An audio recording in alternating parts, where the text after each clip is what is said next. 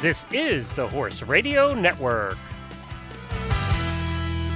This is episode 747 of Horse Tip Daily. A different horse tip, a different equine topic, a different equestrian expert every day.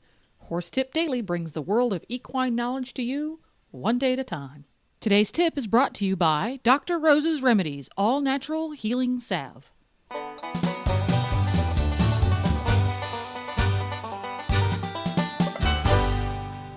Greetings, horse people. Coach Jen here, and thanks for tuning in to Horse Tip Daily. Today's tip is from Carien Shippers, founder of the Equine Photographers Network. Listen in as Glenn the Geek and Carien take the mystery out of lighting. Right after this, from today's sponsor.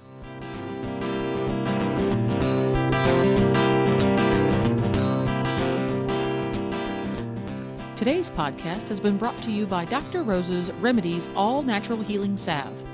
Developed by veterinarian Dr. Rose DeLiva, the Dr. Rose's Skin Treatment Salve is an all-natural anti-inflammatory, antiviral, antifungal, antiseptic, and anti-scarring product that contains no artificial colorings or preservatives. It works to promote the healing of scratches, relieve inflammation and irritation, promote the healing of wounds, and moisturize the skin of the horse. Because it has so many healing qualities and uses all-natural ingredients, Dr. Rose's Remedies Skin Treatment is the safe, effective salve that every horseman should have in their tack box. Ask for Dr. Rose's Remedies All-Natural Healing Salve at your local tack store, or you can go to drrosesremedies.com. That's drrosesremedies.com.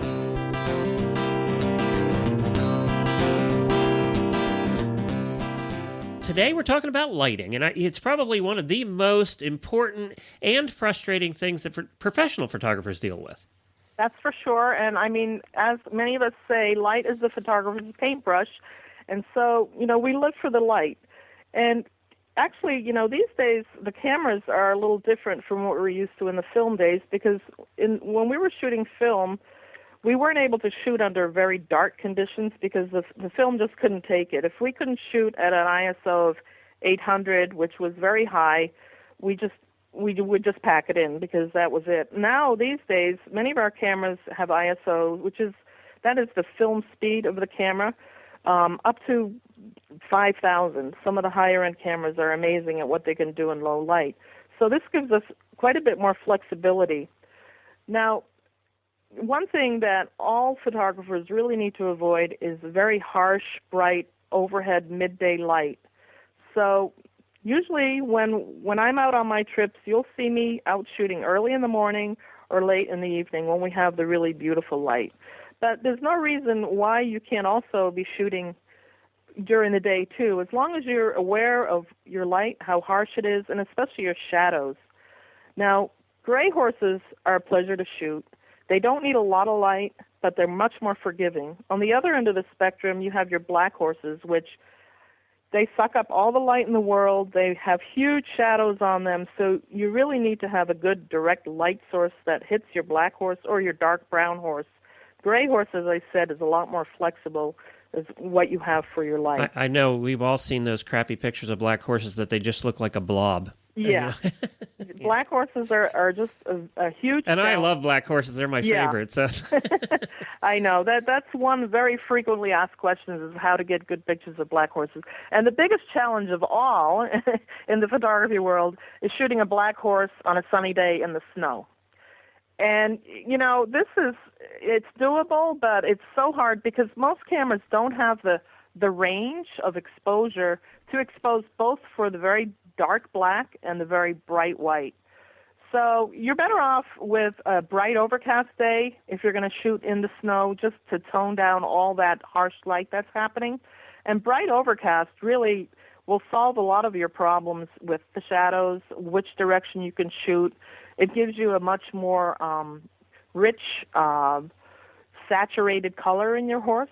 So many people think that you need to have a sunny day. That's not necessarily I was just true. going to say, that's, I think, one of the biggest misconceptions. Yeah, it really is. Actually, I think most of the professional photographers I know would rather have a cloudy day. Absolutely, yeah. Your bright overcast light will solve a lot of problems, especially also with portraits, because when we're shooting people, we want to soften out their creases, and we don't want the shadows. And a bright overcast is almost like a studio.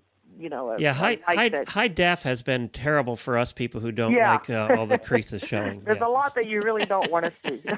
And you see that when you watch high def TV now, and you're watching all of these like news programs and things, and they get closer up shots, and you're going, oh, that person is not as attractive as I thought they were. See that. That's true. Yeah. Luckily, horses are not as vain as people. Okay, so now I've got my horse, and I want to take pictures. Do I avoid? Let's say it's a sunny day, and I know that Scott and a couple of the other photographers we talked to have also said the same thing. They like to shoot in the morning what do we mean by the light is softer?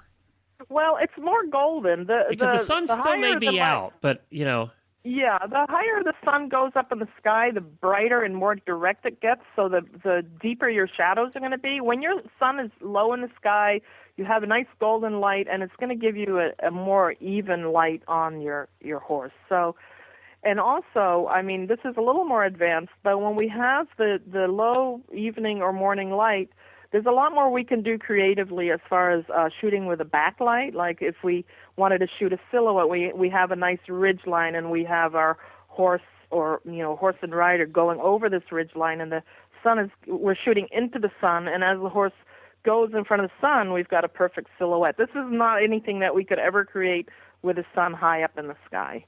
So once you start seeing light and understanding light, you understand what you can do with it.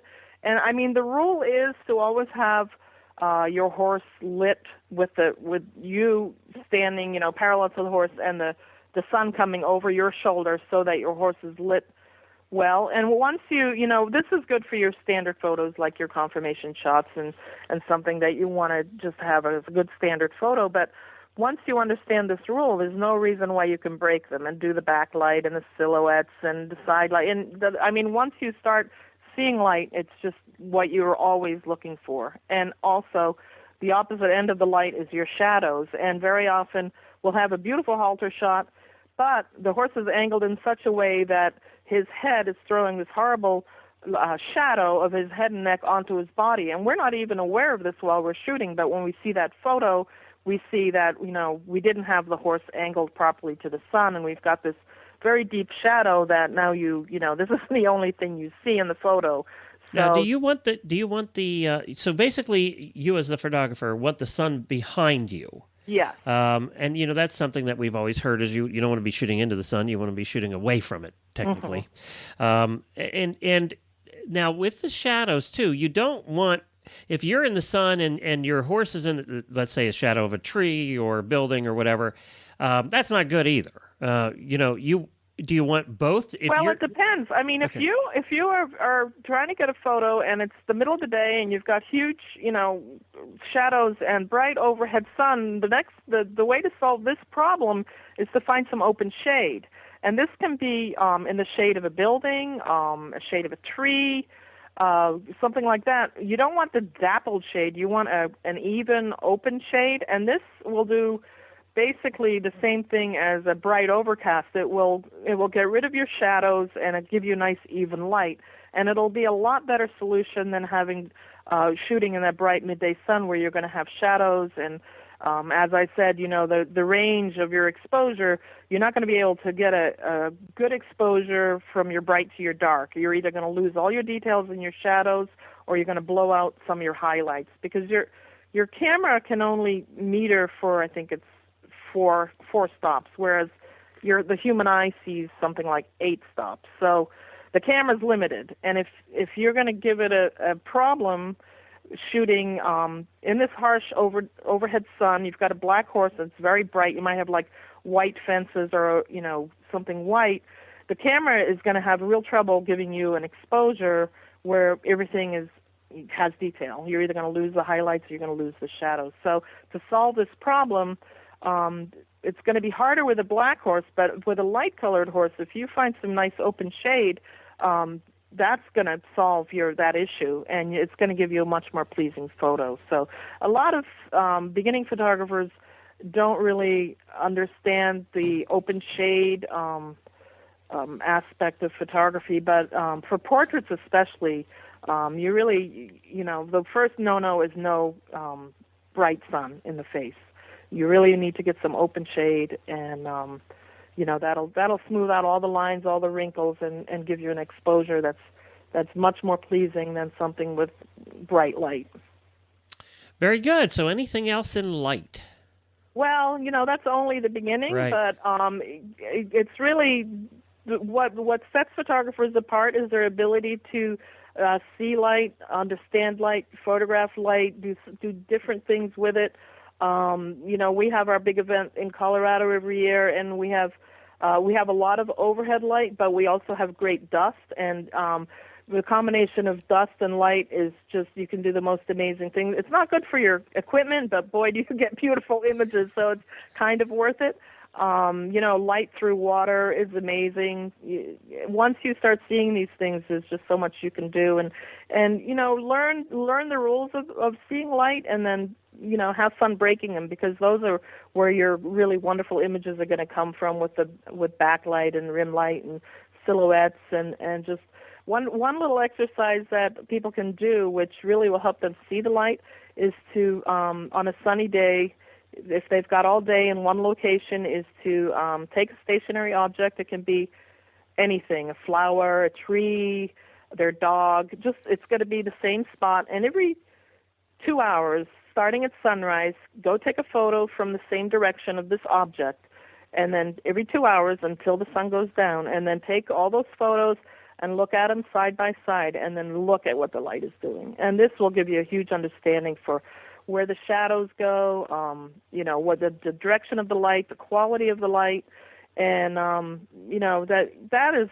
where you're going to start making your big improvements, is when you start to understand the light.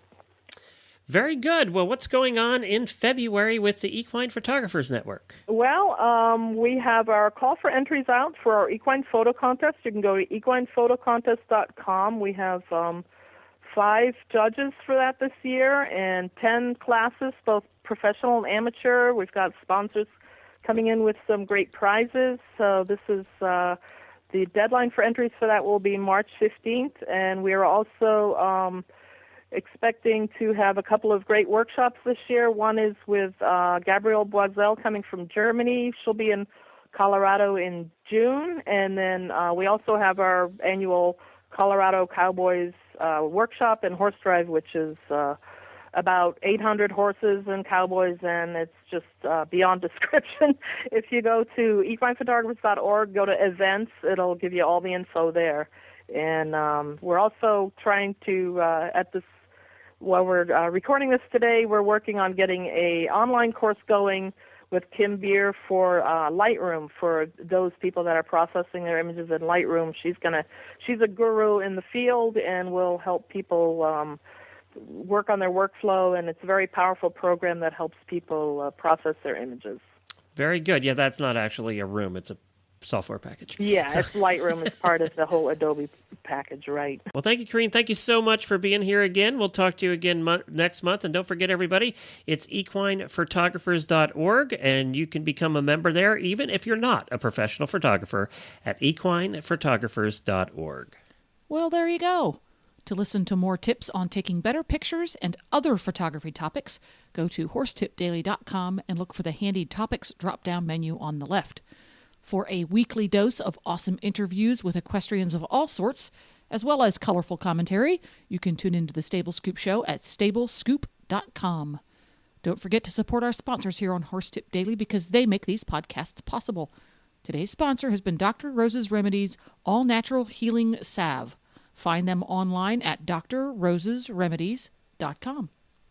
Please stop by the Horse Tip Daily Facebook page and let us know what you think of the tips you hear on the show.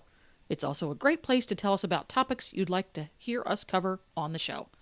You can subscribe to all the great shows on the Horse Radio Network through iTunes or Zune and get your horse podcasts automatically downloaded to your iPod, Zune, or MP3 player. You can also listen to the shows right on Facebook. The player's right there every day. I'll be back again tomorrow with another new expert and a different horse tip. Until then, go ride your horse! The Horse Radio Network and the Horse Radio Network hosts are not responsible for statements of guests or their opinions. Use your own judgment when listening to the tips provided by the experts on Horse Tip Daily.